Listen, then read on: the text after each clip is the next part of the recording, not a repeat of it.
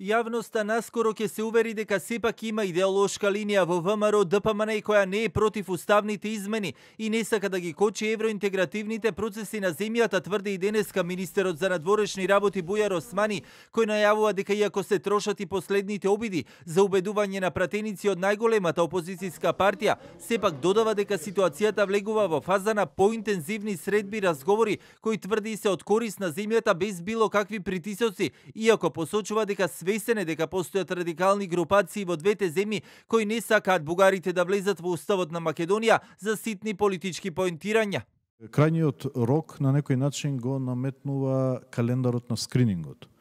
бидејќи тој завршува некаде крајот на ноември и тогаш ние би требало веќе да сме спремни со уставните измени за да нема геп, да не се појави прашањето дали Албанија ги отвара поглавијата, а ние не ги отвараме. Јас сум убеден во постоење на ова идеолошка линија во ВМРО ДПМН заради објективни аргументи кои што ги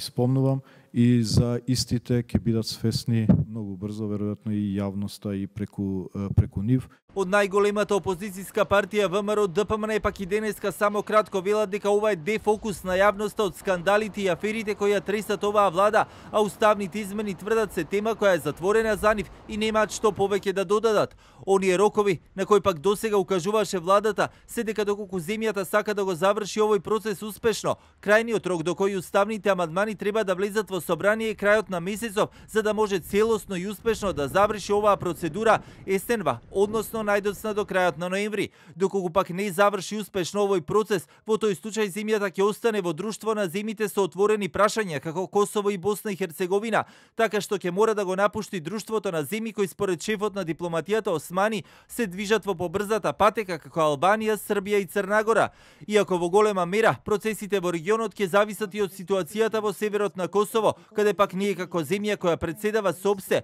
веќе го изготвивме планот кој содржи 9 точки за деескалација, кој Османи го презентираше пред шефовите на мисиите на ОБСЕ на Србија и Косово, но и овдека во Скопје.